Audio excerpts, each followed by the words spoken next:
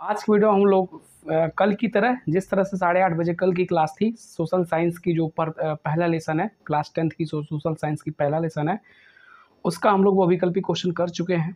ठीक है, और जो लोग नहीं किए हैं वो जा करके उस भी वीडियो को करेंगे क्लास और इसको भी कर लेंगे। ठीक है, और दोस्तों आप इसको अगर याद नहीं कर पा रहे हो तो इस वीडियो को बार बार देखो, तब तक देखो जब तक आपका जितना मैं क्वेश्चन करा रहा हूँ पूरा में पूरा सही न होने लगे।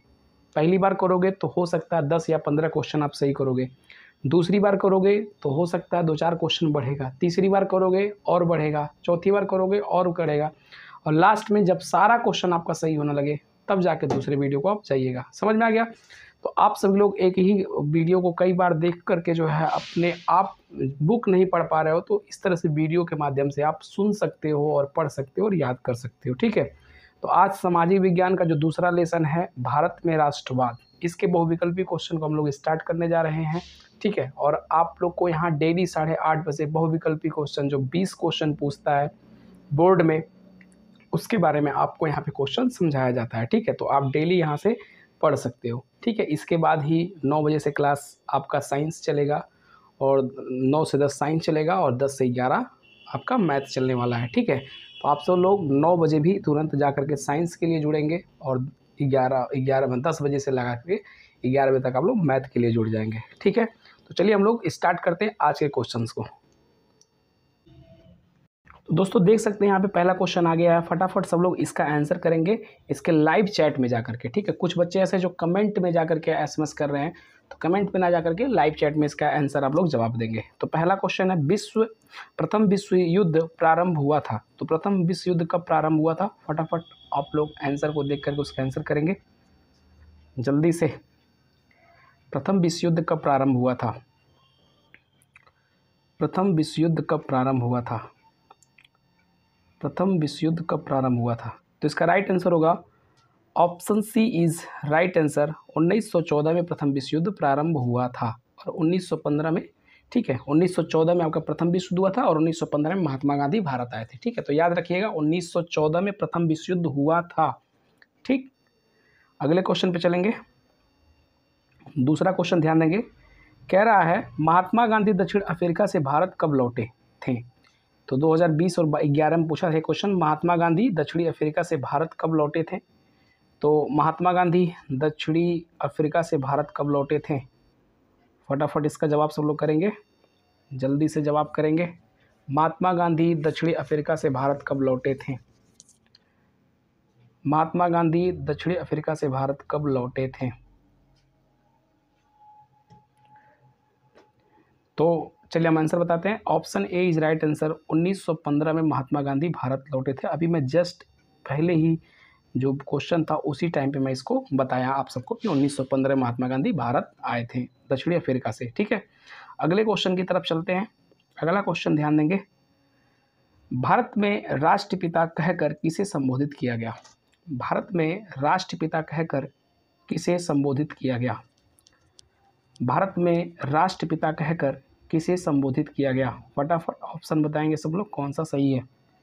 भारत में राष्ट्रपिता कहकर किसे संबोधित किया गया? भारत में राष्ट्रपिता कहकर किसे संबोधित किया गया? तो इसका भी ऑप्शन ए जो होगा वो राइट आंसर होगा, महात्मा गांधी। कौन? महात्मा गांधी को जो है राष्ट्रपिता कहकर कहा गया। क्वेश्चन नंबर 4 पे चलेंगे और क्वेश्चन नंबर 4 कहता है भारत वापस आने पर गांधी जी ने पहला सत्याग्रह कहाँ किया था? भारत वापस आने पर गांधी जी ने पहला सत्याग्रह कहाँ किया था? आप लोगों को क्लासेज में भी इसके बारे में बताया हूँ। भारत वापस आने पर गांधी जी ने पहला सत्याग्रह कहाँ किया था? भारत वापस आने पर गांधी जी ने पहला सत्याग्रह कहाँ किया था?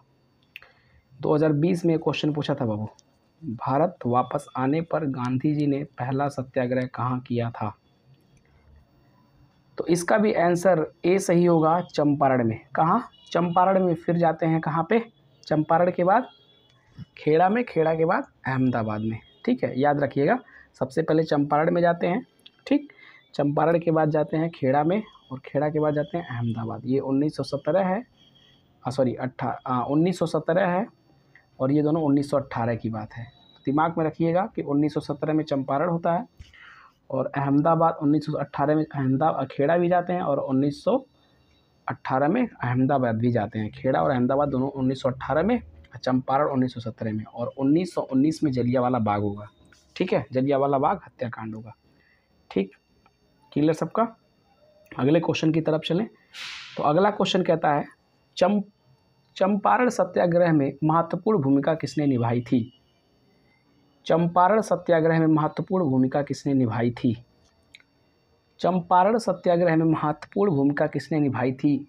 पहले क्वेश्चन से रिलेटेड है, पहले क्वेश्चन से रिलेटेड, इसके पहले वाला जो क्वेश्चन था उसी के हिसाब से ये है। चंपारण सत्याग्रह में महत्वपूर्ण भूमिका किसने निभाई थी? फटाफट आंसर करेंगे। चंपारण सत्याग्रह में महत्वपूर्ण भूमिका किसने निभाई थी? तो जो चंपारण सत्याग्रह है उसमें महत्वपूर्ण भूमिका option C is right answer, Mahatma Gandhi ने निभाया था। अभी इसके पहले आपको मैंने बताया चंपारण जो हुआ था बिहार का एक ज़िला है, वहाँ पे चंपारण में किसानों के साथ 3 कठिया पद्धति का बात हो रहा था। 3 कठिया पद्धति उन लोग के साथ नील की खेती के लिए हुआ था, तो वहाँ पे महात्मा गांधी जा कर के चंपारण में इस केस को सॉल्व किए थे। ठीक है, और 1917 की ये बात है, याद रखिएगा। महात्मा गांधी, चंपारण सत्याग्रह की में महत्वपूर्ण भूमिका किसने निभाया था? महात्मा गांधी ने निभाया था। ओके, अगले क्वेश्चन पे चला जाए। क्वेश्चन नंबर 6 देखेंगे। क्वेश्चन नंबर 6 कह रहा है कि खेड़ा किसान आंदोलन किसने चलाया था? अभी मैं क्वेश्चन नंबर 3 में इसकी बात किया है। खेड़ा किसान आंदोलन किसने चलाया था? खेड़ा किसान आंदोलन किसने चलाया था? खेड़ा किसान आंदोलन किसने चलाया था? खेड़ा किसान आंदोलन किसने चलाया था? फटाफट आंसर करेंगे। बहुत से बच्चे सही जवाब भी दे रहे हैं, कुछ बच्चे जो हैं जवाब सही नहीं दे रहे हैं। तो वो लोग जब भी क्लास में आया करो बाबू, तो एक बार लेसन का रिवीजन करके बैठोगे तो ज़्यादा मज़ा आएगा। और मैं कह रहा हूँ ना, तब तक आपको एक वीडियो देखना है कई बार रिपीट करके, जब तक आपका सारा क्वेश्चन सही ना होने लगे। ठीक है, तो खेड़ा किसान आंदोलन किसने चलाया था? तो option A is right answer, Mahatma Gandhi ने चलाया था। कौन कौन से आंदोलन महात्मा गांधी चलाए थे उसको थोड़ा, तो यहाँ पे हम लोग समझेंगे कि कौन कौन सा आंदोलन महात्मा गांधी ने किया था। तो देखो, सबसे पहले आप लोग चंपारण लिखते रहो अपने कॉपी में, साइड में होगा। तो पहला चंपारण, दूसरा खेड़ा, और तीसरा अहमदाबाद आंदोलन, अहमदाबाद मिल आंदोलन था ये, अहमदाबाद। चौथा लिखेंगे असहयोग आंदोलन, फटाफट लिखेंगे साथ में। चौथा असहयोग आंदोलन। पांचवा लिखेंगे सत्याग्रह आंदोलन, पांचवा सत्याग्रह आंदोलन। इसके बाद से छठवां लिखेंगे सविनय अवज्ञा आंदोलन।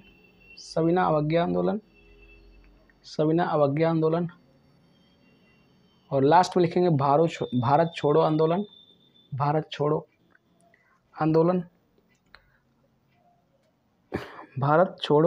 आंदोलन। ठीक है, नमक कानून तोड़ने का उल्लंघन भी महात्मा गांधी ने ही किया था, तो उसको साइड में रखना चाहते हो रख सकते हो। तो ये सब बात अब याद कर लेना। ठीक है, चलो अगले क्वेश्चन पे चलते हैं। अगला क्वेश्चन है असहयोग आंदोलन का मुख्य कारण क्या था? जो असहयोग आंदोलन था उसका मुख्य कारण क्या था?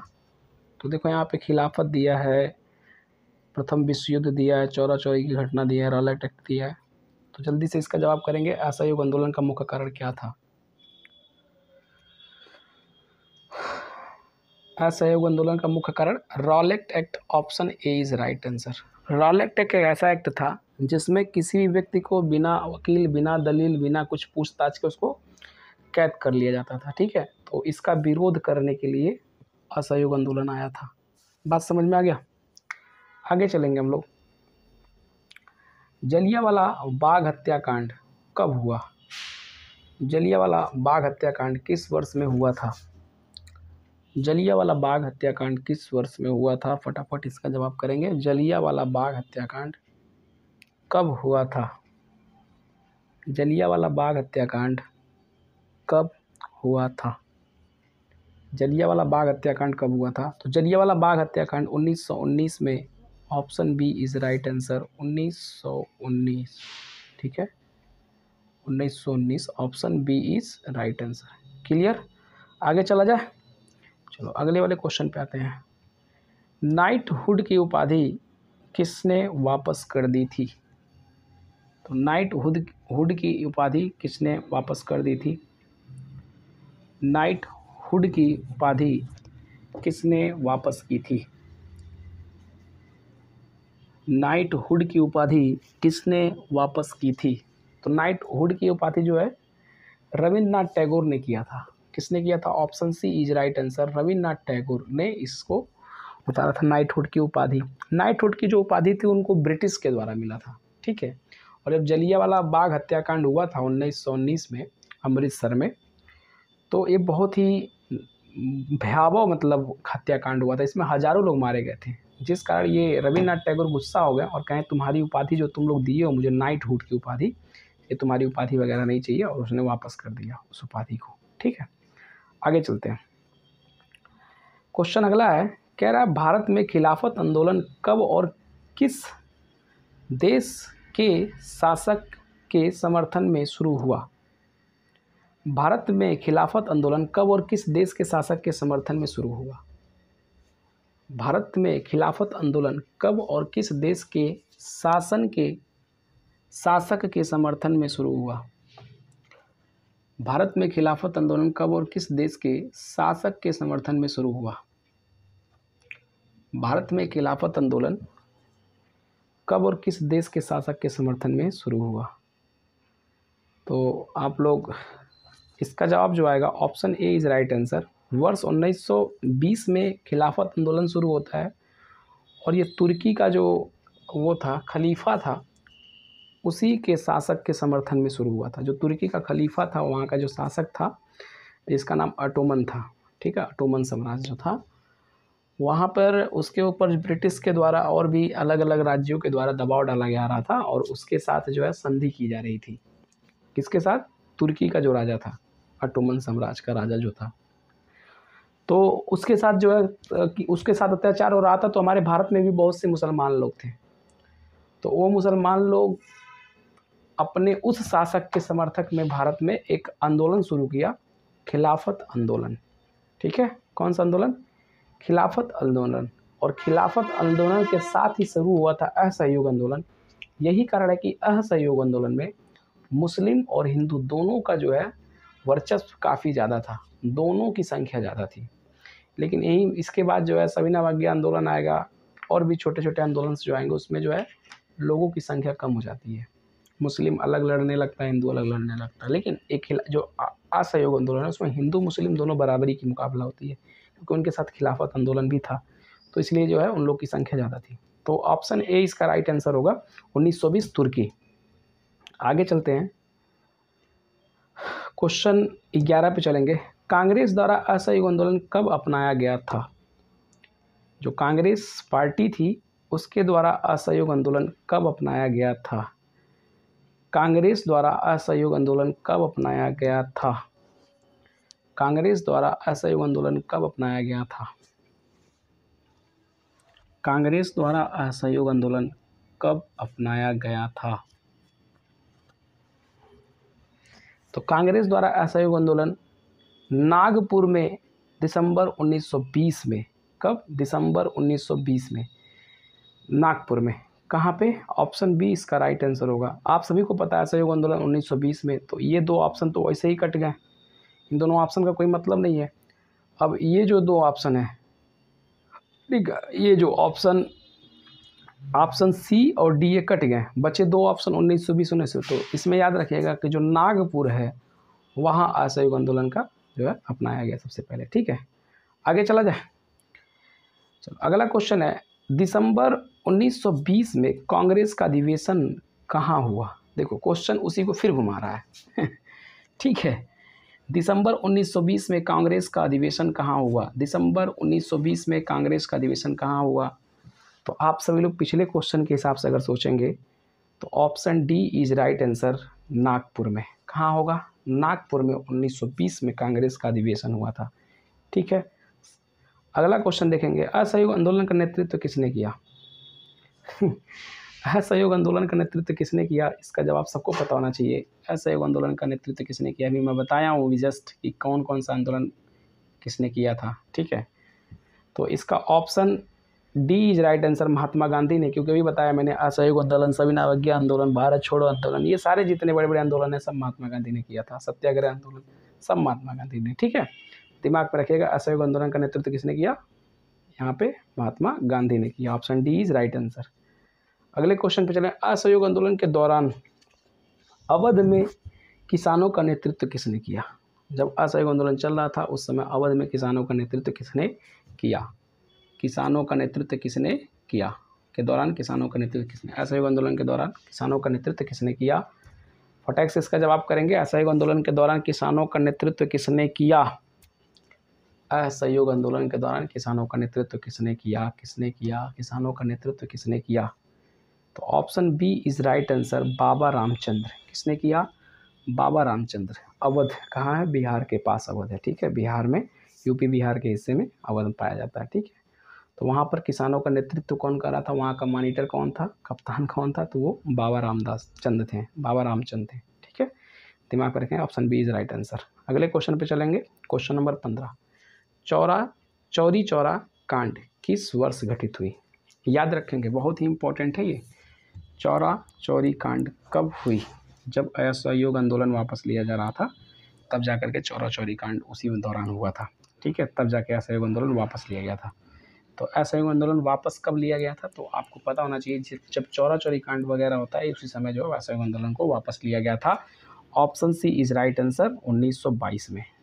ठीक है, 2 साल का असहयोग आंदोलन था, उसके बाद 1922 में असहयोग आंदोलन ले लिया गया था और चौरी चौरा कांड वनडे हो रहा था, इसी वजह से असहयोग आंदोलन को वापस लिया गया था। ठीक है, अगले क्वेश्चन पे चलेंगे। लिखा है, भारतीय राष्ट्रीय कांग्रेस की स्थापना कब हुई थी? भारतीय राष्ट्रीय कांग्रेस की स्थापना कब हुई थी? भारतीय राष्ट्रीय कांग्रेस की स्थापना कब हुई थी? भारतीय राष्ट्रीय कांग्रेस की स्थापना कब हुई थी? जल्दी जल्दी इसका उत्तर देंगे। भारतीय राष्ट्रीय कांग्रेस की स्थापना कब हुई थी? भारतीय राष्ट्रीय कांग्रेस की स्थापना कब हुई थी? तो इसका जो ऑप्शन ए आएगा, option A is right answer, 1885 में। कब? 1885 में भारतीय राष्ट्रीय कांग्रेस की स्थापना हुई थी। क्लियर? अगले क्वेश्चन पे चलेंगे बहनी, यहाँ पे ध्यान देंगे सब लोग। बहु क्वेश्चन नंबर 17 पे आते हैं। साइमन कमीशन का बहिष्कार किया गया था क्योंकि, मतलब साइमन कमीशन का बहिष्कार क्यों किया गया था? साइमन कमीशन का बहिष्कार क्यों किया गया था? साइमन कमीशन का बहिष्कार क्यों किया गया था? पहला ऑप्शन दिया, आयोग में कोई ब्रिटिश सदस्य नहीं था। दूसरा ऑप्शन दिया है, इसने हिंदू और मुसलमान के लिए अलग निर्वाचन मंडल की मांग की। तीसरा दिया है, आयोग में कोई भारतीय सदस्य नहीं था। चौथा दिया है, इसमें हिंदू और मुसलमान का पक्ष लिया था। तो कौन सा इसका आंसर सही होगा? तो साइमन कमीशन एक ऐसा कमीशन था, बताता हूँ साइमन कमीशन क्या था। जलियांवाला बाग हत्याकांड जब होता है, ठीक है, और असहयोग आंदोलन भी होता है, उसके बाद उसके साथ साथ रॉलेट एक्ट भी आता है, तब जाके असहयोग आंदोलन शुरू होता है। तो ये तमाम घटनाएं घटती हैं जिससे ये जांच करने के लिए साइमन कमीशन आता है। जलियांवाले बाग को खास करके जांच करने के लिए ब्रिटिश इतना कर रहा है, इस तरीके से जो है चूतियापा कर रहा है भारतीयों के साथ, इस चीज़ को जांच करने के लिए साइमन कमीशन आया था कि जांच किया जाए कि क्या हो रहा है भारत में। और वो जांच एजेंसी जो आई थी ब्रिटिश से, साइमन कमीशन जिसको नाम दिया गया था, वो जांच कंपनी जो जांच कमेटी आई थी ब्रिटिश से, उसमें कोई भी भारतीय नहीं था, सब ब्रिटिश थे, सब अंग्रेज थे। तो इसका विरोध हुआ कि ऐसा कौन सा कमेटी जिसमें कोई हिंदुस्तानी ही ना हो, तो वो कमेटी का हम लोग का सुनेगा? नहीं सुनेगा। वहाँ पे हमारा कोई भारतीय भी तो होना चाहिए, तब तो हमारी बात को कोई सुनने वाला रहेगा। तो इस कारण जो है साइमन कमीशन का बहिष्कार किया गया, क्योंकि वहाँ पे उस आयोग में कोई भी हिंदुस्तानी नहीं था, तो कोई भी भारतीय नहीं था। तो ऑप्शन सी इज इसका राइट आंसर होगा। ठीक है, कोई भी भारतीय नहीं था। अगले क्वेश्चन की तरफ चलेंगे। क्वेश्चन नंबर 17, साइमन कमीशन कब पहुंचा भारत? ये देखिए लिख रहा कब पहुंचा, यानी कि ब्रिटिश से आ रहा था तब जाके पहुंचा। एक टीम आई थी बहुत बड़ी, तो कब आकर के पहुंचे थे साइमन कमीशन वाले, ध्यान देना। तो आप सभी को जैसे मैंने कि हिंट रूप में दिया है, साइमन कमीशन कब आया भारत, तो देख सकते हैं इसका जो आंसर राइट होगा, साइमन कमीशन भारत आया था, option B is right answer, 1928 में। कब? 1928 में साइमन कमीशन आया था। ठीक है, ये जांच एजेंसी थी साइमन कमीशन, एक प्रकार से जांच करने आया था, ठीक है, भारत में क्या हो रहा है। साइमन कमीशन का विरोध करते हुए निम्नलिखित में से कौन पुलिस की लाठियों के प्रहार से शहीद हो गए? पुलिस जो है लाठी मार मार के, जब साइमन कमीशन का विरोध लोग कर रहे थे, जहाँ साइमन कमीशन वापस जाओ वापस जाओ, तो जो वहाँ की जो ब्रिटिश पुलिस थी भारतीय को लाठी से पीट रही थी, उसी में हमारे एक बहुत ही महान पुरुष थे जिनको लाठी से मार के सब लोग जान से मार दिए थे। तो उन्हीं का नाम पूछ रहा कि वो कौन थे, तो फटाक से उसका आंसर देंगे। Option B is right answer, Lala Lajpat Rai. इनके जान जो है लाठियों से मार के सब ले लिए थे, ठीक है। और इन्हीं के जान की बदला लेने के लिए जो है वो भगत सिंह जो है गोली मारता है, ठीक है। किसको? सैंडर को मार देता है, मारने जगह रहता है किसी और को, हम मार देता है सैंडर को। तो आप दिमाग में रखिएगा, भगत सिंह ने सैंडर को गोली मारा था बस लाला लाजपत राय के खून का बदला लेने के लिए, ठीक है। किसको मारते हैं? सैंडर को, याद रखिएगा। क्वेश्चन नंबर 20 पे चलेंगे। भारतीय राष्ट्रीय कांग्रेस के पूर्ण स्वराज्य प्राप्त करने का लक्ष्य कब घोषित किया? भारतीय राष्ट्रीय कांग्रेस ने पूर्ण स्वराज्य प्राप्त करने का लक्ष्य कब घोषित किया? कब घोषित किया? भारतीय राष्ट्रीय कांग्रेस ने पूर्ण स्वराज्य प्राप्त करने का लक्ष्य कब घोषित किया? जल्दी से आंसर करेंगे इसका, कब किया? तो ऑप्शन बी इज इसका राइट आंसर होगा, 1929 में, ठीक है, याद रखिएगा। आगे चलते हैं, अगला क्वेश्चन। गांधी इरविन समझौता निम्नलिखित में से भारत के किस आंदोलन से संबंधित है?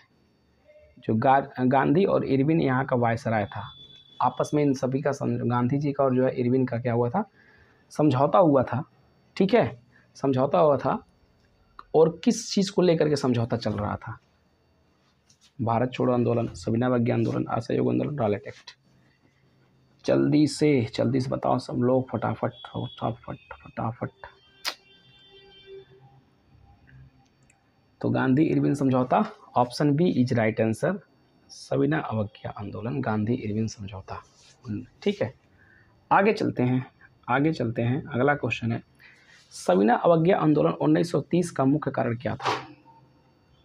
जो 1930 में सविनय अवज्ञा आंदोलन था उसका मुख्य कारण क्या था? सविनय अवज्ञा आंदोलन, तो लिखा हुआ नमक पर ब्रिटिश एकाधिकार के खिलाफ विरोध, अफीम की खेती की मजदूरी, ठीक है, इंडिगो खेती की मजदूरी, और कम श्रम की मजदूरी, ठीक है। फटाफट बताएंगे 22वां का आंसर क्या आएगा। तो सविनय अवज्ञा आंदोलन जो डांडी मार्च था, नमक ब्रिटिश एकाधिकार के खिलाफ था, ये ज़्यादा इंपॉर्टेंट है, option A is right answer, सविनय अवज्ञा आंदोलन यही आया था,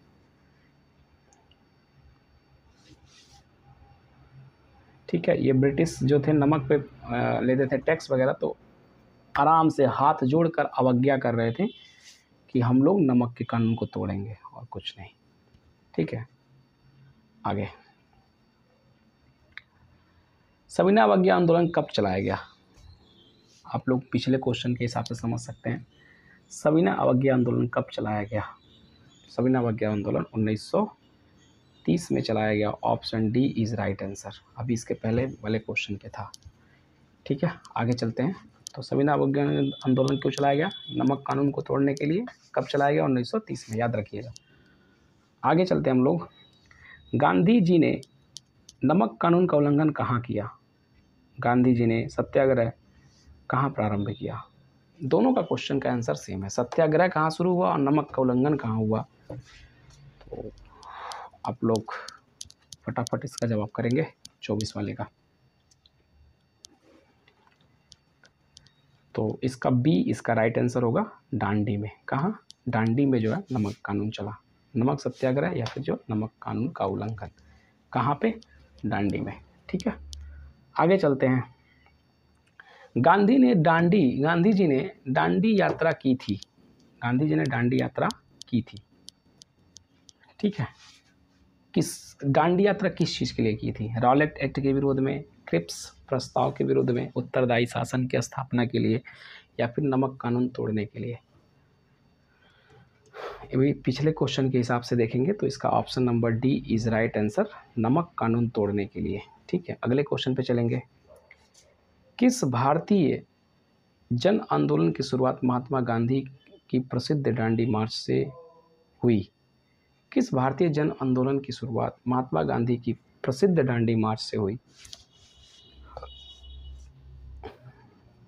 किस भारतीय जन आंदोलन की शुरुआत महात्मा गांधी की प्रसिद्ध दांडी मार्च से हुई? जल्दी से इसका जवाब देंगे। तो option C is right answer, जो सविनय अवज्ञा आंदोलन है 1930 वाला, इसी के समय जो है ये जो है आप लोग कह सकते हो जन आंदोलन की शुरुआत महात्मा गांधी के प्रसिद्ध दांडी मार्च से हुई, सविनय अवज्ञा आंदोलन, ठीक है। अगले क्वेश्चन पे चलेंगे हम लोग। Question number 27। सविनय अवज्ञा आंदोलन 1930 में किसके साथ शुरू किया गया था? तो किसके साथ शुरू किया गया था? तो सविनय अवज्ञा आंदोलन 1930 में किसके साथ शुरू किया गया था? तो option C is right answer, Dandi march, ठीक है। दांडी मार्च, सविनय अवज्ञा आंदोलन 1930 में दांडी मार्च के साथ शुरू किया गया था, ठीक है। अगले क्वेश्चन पर चलेंगे। करो या मरो का नारा किसने दिया था? ये सबको पता होगा इसका जवाब। करो या मरो का नारा किसने दिया था? फटाफट इसका आंसर करेंगे सब लोग। करो या मरो का नारा किसने दिया था? तो option D is right answer, Mahatma Gandhi. करो या मरो का नारा किसने दिया? महात्मा गांधी ने दिया। हिंद स्वराज पुस्तक के लेखक कौन है? हिंद स्वराज पुस्तक के लेखक कौन है? हिंद स्वराज पुस्तक के लेखक कौन है? सरदार पटेल, बाल गंगाधर तिलक, महात्मा गांधी, सुभाष चंद्र बोस। जल्दी से देखेंगे, जल्दी से बताएंगे इसका जवाब। हिंद स्वराज पुस्तक के लेखक हैं, तो हिंद स्वराज की पुस्तक के लेखक सी ऑप्शन सही होगा, महात्मा गांधी। कौन?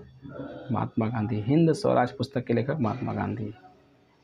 क्वेश्चन नंबर 30 पे चलेंगे। अगले, स्वराज मेरा जन्म सिद्ध अधिकार है और मैं इसे लेकर रहूँगा, यह कथन किसका है? यह कथन किसका है? स्वराज मेरा जन्म सिद्ध अधिकार है, मैं इसे लेकर रहूँगा, ये किसने कहा? इस बात को किसने बोला? जल्दी से उसका जवाब देंगे। इस बात को किसने बोला? स्वराज मेरा जन्म सिद्ध अधिकार है और मैं इसे लेकर रहूँगा, किसने कहा? तो बी इज राइट आंसर, बाल गंगाधर तिलक। किसने? बाल गंगाधर तिलक ने इस बात को बोला था, स्वराज मेरा जन्म सिद्ध अधिकार है, मैं इसे लेकर रहूँगा। वंदे मातरम गीत की रचयिता कौन है? वंदे मातरम गीत की रचयिता कौन है? वंदे मातरम गीत की रचयिता कौन है? वंदे मातरम गीत की रचयिता कौन है? वंदे मातरम गीत की रचयिता कौन है? जल्दी से जवाब देंगे इसका। वंदे मातरम गीत की रचयिता कौन है? तो option C is right answer, Bankim Chandra Chatterjee. जब कहेगा राष्ट्रीय गीत वंदे मातरम या राष्ट्रीय गीत अगर बोलता है फिर भी बंकिम चंद्र चटर्जी रहेंगे, ठीक है। राष्ट्रीय गान बोलेगा तो कौन है? रविन्द्रनाथ टैगोर। राष्ट्रीय गान जनगण मन कहेगा तो रविन्द्रनाथ टैगोर, और वंदे मातरम राष्ट्रीय गीत कहेगा तो बंकिम चंद्र चटर्जी। आगे चलते हैं। पेरियार रामास्वामी नायकर कौन थे? पेरियार रामास्वामी नायकर कौन थे? पेरियार रामास्वामी कौन थे? पेरियार रामास्वामी कौन थे? पेरियार रामास्वामी कौन नायकर कौन थे? पेरियार रामास्वामी नायकर कौन थे? जल्दी से इसका जवाब करेंगे। तो इसका option C is right answer, ठीक है। तो दोस्तों ये पूरा क्वेश्चन मैं कंप्लीट कर चुका हूँ। 32 क्वेश्चन टोटल थे, आप लोग 32 को कर चुके हैं। चलो फटाफट बता दो सब लोग कितना नंबर आप लोग पाए, कौन कितना नंबर पाया फटाफट बता दो। चलो फटाफट बताओ, फटाफट बताओ, फटाफट बताओ कौन कितना नंबर पाया, कमेंट में इसको बताना। और जो बच्चा मेरे व्हाट्सएप ग्रुप से नहीं जुड़ा है वो ज़रूर जाके जुड़ जाएगा, कैसे जुड़ना है चलो मैं बता देता हूँ। तो सबसे पहले आप लोग यूट्यूब खोल लोगे, ठीक है। मैं आपके सामने यूट्यूब खोल रहा हूँ अपना, देख सकते हो यहाँ पे। तो सबसे पहले आप लोग यूट्यूब खोलोगे, और यूट्यूब यहाँ पे थोड़ा सा नेट स्लो चल रहा है। सबसे पहले आप लोग यूट्यूब खोलोगे, ठीक है, और यहाँ पे आप सर्च करोगे। सर्च नहीं करना, आप लोग वीडियो में जाओगे। जैसे मैं वीडियो मेरे पास मैं ले लूँ वीडियो को, ठीक है, मैं थोड़ा सा बैक कर लूँ, यहाँ से जाके मैं वीडियो को अपने ले लूँ, ठीक है। ये मैं वीडियो पे आ जा रहा हूँ, फिर वहाँ से आप लोग समझोगे कैसे, ठीक है। जैसे देखो ये वीडियो था, ठीक है, जो वीडियो अभी चल रहा था, इसके डिस्क्रिप्शन कैसे होता है, मैं कल का वीडियो लिया हूँ तो आप लोग चिंता नहीं करेंगे, ठीक है। देखो यहाँ पे एक मोर का ऑप्शन दिया है, यहाँ पे देखो MORE मोर लिखा है, दिखा है कि नहीं। आप इस पर क्लिक करना, इस मोर वाले ऑप्शन पे क्लिक करना, तो नीचे जाओगे तो यहाँ देखो लिखा है, यहाँ पे वहाँ पढ़ना, व्हाट्सअप चैनल पे जुड़ने के लिए लिंक पर क्लिक करें। और आप जो ही इस लिंक पे क्लिक करोगे, ऐसे इस लिंक पे से क्लिक करोगे, ठीक है, इस लिंक पे जो ही आप क्लिक करोगे, देखो यहाँ पे मैं क्लिक कर दिया हूँ, जल्दी से इसका आंसर सब लोग करेंगे, ठीक है। और इस तरह से वो ऑटोमेटिक आपको लिख जाएगा। यहाँ मेरा थोड़ा प्रोसेसर स्लो चल रहा है क्योंकि अभी को मैंने ऑन किया हूँ, तो इस तरह से चल रहा है, ठीक है। तो आपको ऐसे दिख जाएगा। तो आपको जाना है इस व्यू चैनल पे, किस पे जाओगे, व्यू चैनल पे, इस पे क्लिक करोगे, और इस पे जो ही क्लिक करोगे तो तुरंत चैनल आपके सामने खुल जाएगा, ऐसे ऐसे खुल जाएगा। तो यहाँ पे देखो कोई भी अपडेट होगा तो मैं यहाँ पे डालता रहता हूँ। देखो यहाँ पे सब भी कौन सी क्लास कब चलने वाली, देखो ये जो क्लास अभी चल रही थी, देखो मैं यहाँ डाल दिया था कि आप सभी लोग क्लास के लिए तैयार रहना 8:30 बजे, ठीक है, तैयार रहिएगा 4/10/2000, और सामाजिक विज्ञान का भारत में राष्ट्रवाद। और मैं सुबह 10 बजे ही बता दिया हूँ, लगभग 11 बजे ही बता दिया। तो आप लोग को यहाँ फॉलो का ऑप्शन मिलेगा, जहाँ लिखा है चैनल लिंक, यहाँ पे फॉलो का ऑप्शन मिलेगा, उस पर क्लिक कर देना और आप जुड़ जाओगे। और दूसरी बात कि इसकी खासियत है कि आपका नंबर इसमें कोई नहीं देख पाएगा कि कौन कौन इसमें जुड़ रहा है। मेरे में देखो यहाँ पे 3-4 नंबर दिखा रहा है, ठीक है। तो ये 3-4 नंबर जो दिखा रहा है, ये सारे नंबर मेरे सेव हैं मेरे फ़ोन में, तब ये नंबर दिखा रहा है। तो जो नंबर आपके फ़ोन में सेव होगा वही दिखेगा, उसके अलावा किसी का नंबर आप नहीं देख सकते। जैसे यहाँ पे देखो 13 लोग यहाँ पे हैं, ठीक है, 13 लोग हैं, लेकिन यहाँ देखो दिखा कितने का रहा है, सिर्फ 4 लोगों का, क्योंकि इन चारों का नंबर मेरे में सेव है, ठीक है, इसलिए इन चारों का दिखा रहा है, बाकी किसी का नहीं दिखाएगा यहाँ पे। समझ में आ गया। तो आप लोग एकदम सिक्योर रहोगे और यहाँ से जुड़ जाओगे तो कोई भी अपडेशन हुआ, आपका नोट्स, जैसे मैं साइंस जब पढ़ाऊँगा तो साइंस के नोट्स और सारे नोट्स यहाँ पे आते रहेंगे, ठीक है। तो आप ज़रूर यहाँ से जुड़ जाओ।